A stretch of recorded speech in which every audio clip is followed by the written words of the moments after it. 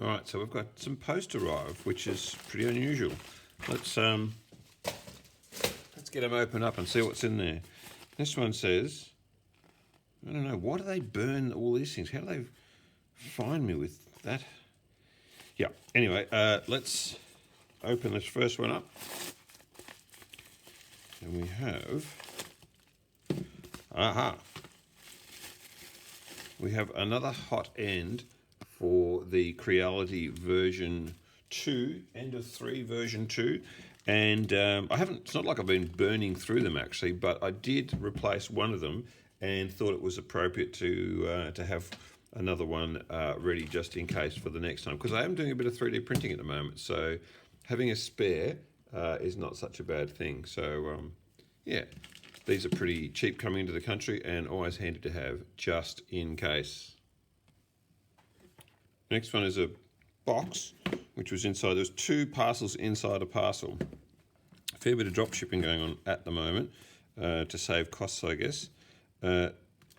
Not save costs for me, because yeah, it's way more expensive than it ever used to be to ship something, particularly if you want it, sometime this year. Wow, I'm really making a hash of this.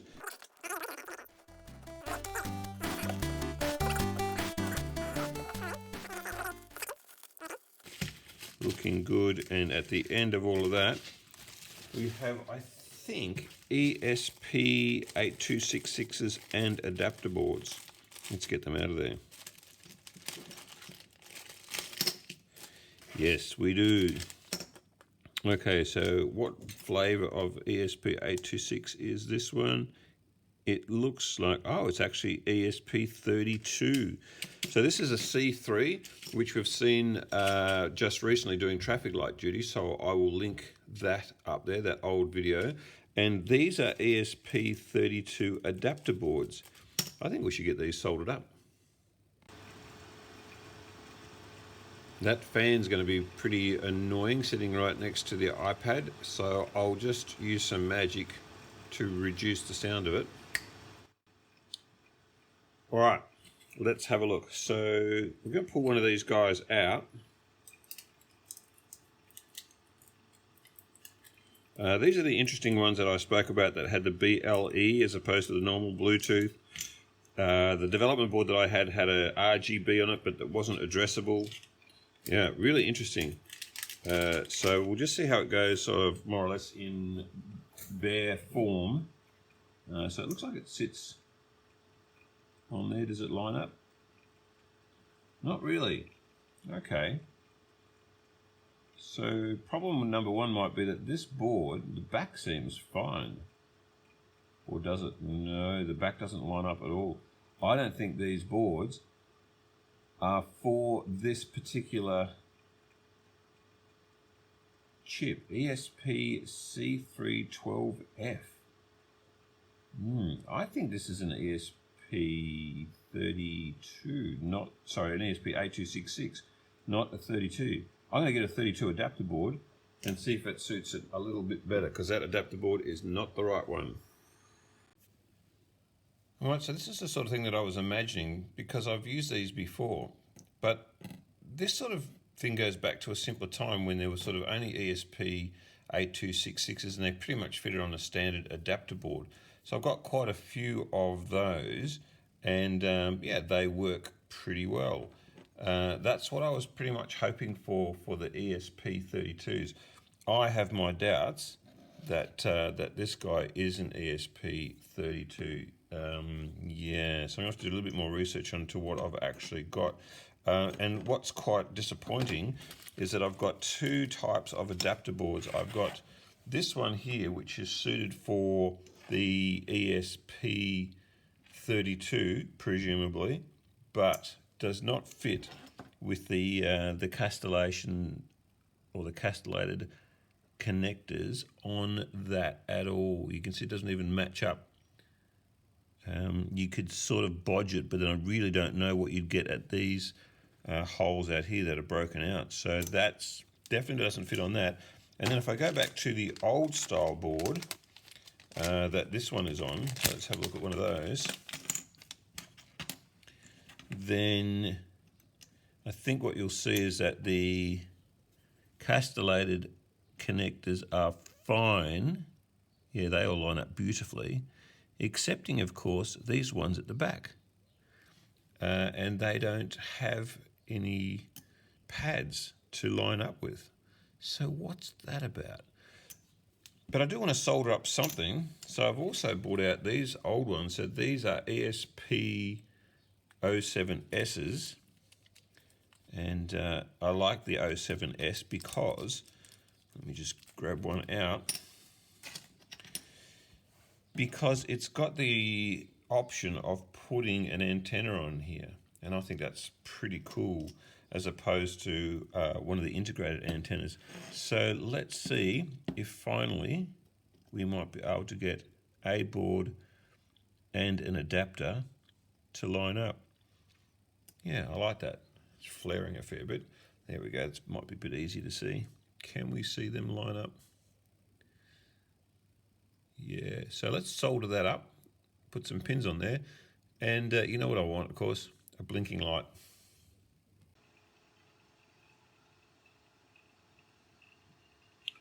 All right, I may end up talking over this. It's a bit fiddly. And one of the problems with these things is they're so wide, and so they don't fit onto a standard breadboard. You really need two breadboards put together. All right, let's get this one soldered. Where's my old man glasses? And then we've got, oh, that's unexpected.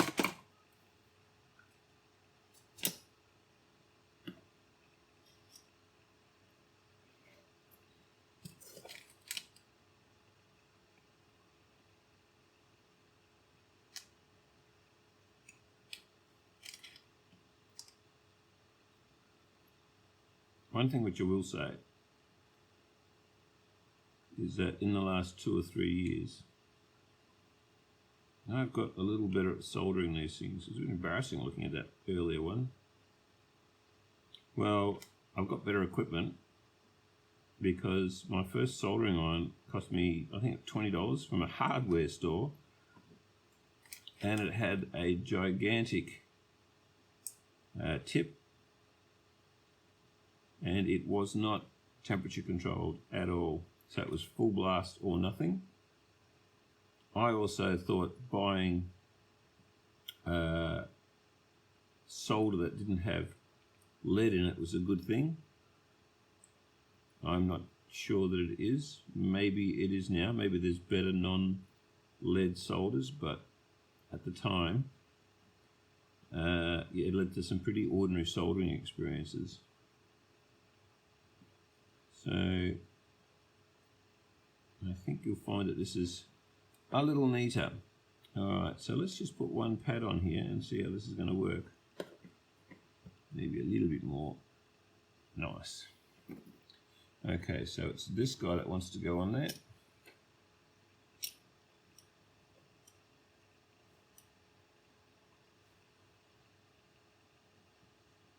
Yeah, getting that right is going to be interesting. That first one, and it should all be pretty good after that. Let's see how we go. I reckon that's about where it should be.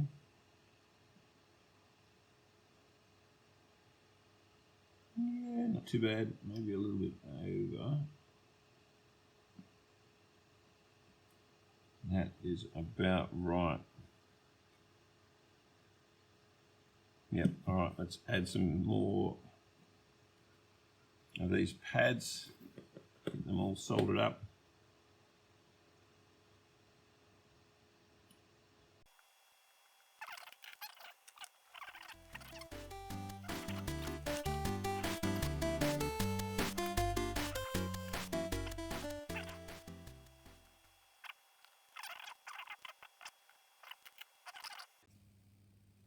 All right, quite a bit of mucking around to get this to program up. Actually, I'd sort of forgotten how awkward they are.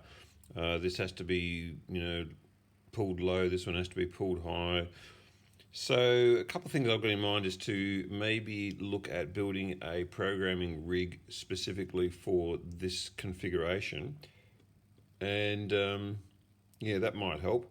But also, considering as how I can't find anything pretty much apart from a big adapter board that fits this guy, I think I might have to design some sort of breakout board, or have a look around for someone who's done it before. It seems to be a common problem.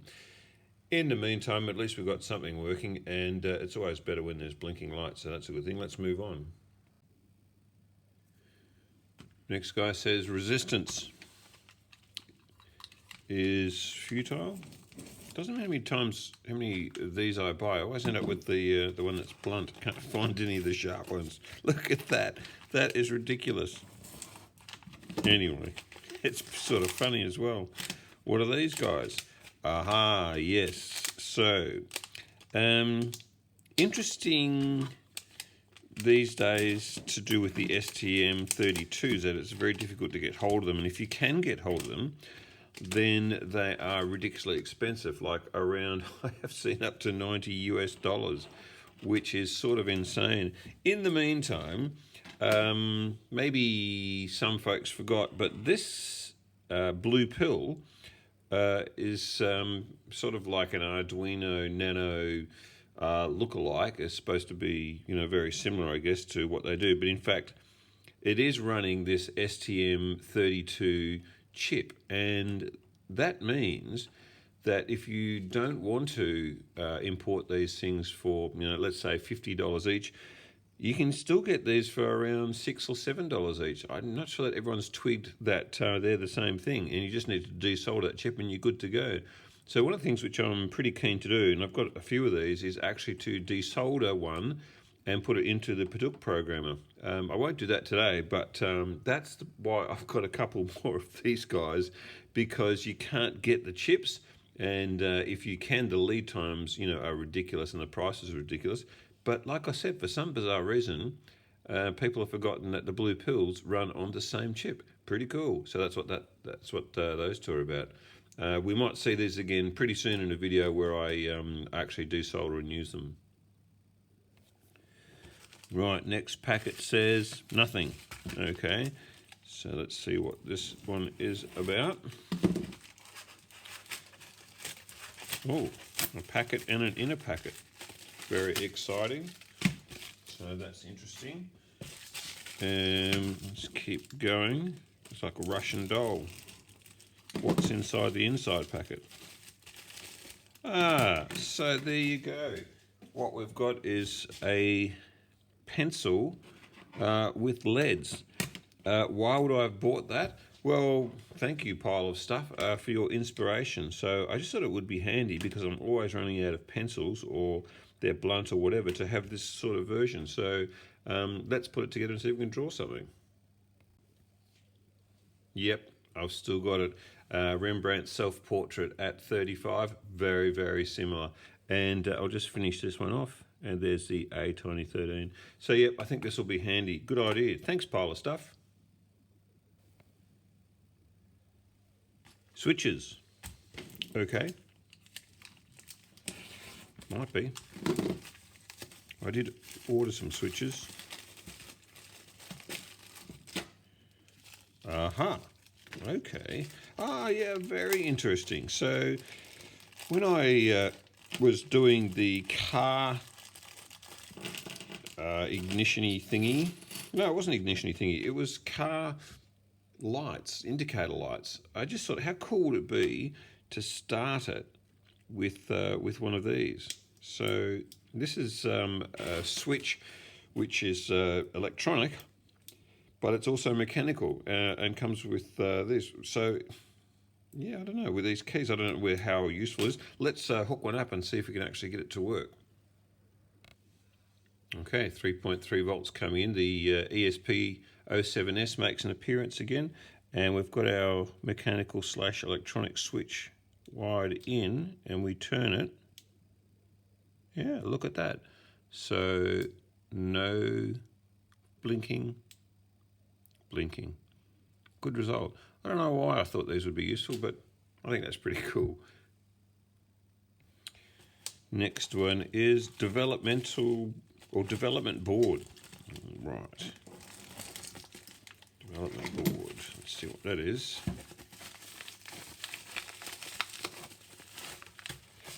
some plastic.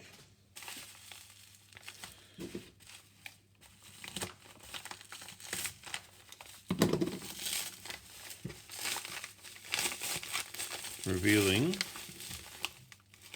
Oh, these are a bit special. Okay. So, having said how difficult it is to program the ESP07 and ESP32s, I splashed out on development boards. So the plan is that you hook these up to your machine and then your chips fit right in there. Let's get some chips and see if we can't see what that might look like. So that's the ESP-C312F fitting snugly in there. Those pins are designed to go into the castellated holes and fit snugly, so they actually bend out of the way. And then the next thing is, can we program it by connecting it up? Looks like it's got a USB micro connector, and we'll see if we can't program that, because they are a bit finicky to program if you've got your own rig. And this is the ESP32 version of same. So you can see those pins are designed to bend out of the way. They look quite untidy, but that's by design. So I'm going to hook these up to the computer and see if I can program it. Pretty cool idea. Last one quickly says resistance. Yeah, who doesn't need that? So let's open that up and see what it is. And we've got buttons. Again, I've been doing a lot of project with giant buttons lately, and I'm sure I had some somewhere, but I couldn't find them anyway, and I just thought, well, it'd be a good idea to get a few more. So here they are. So just different coloured giant buttons. I think that was part of the actual traffic light project that I was looking at before, so I'll link that up there. But yeah, just refilling old buckets, I guess. So that is the mailbag for this session. Hope you enjoyed that. We'll come back and have a look at these guys at some stage, and the ESP07S as well. All good things. See you next time.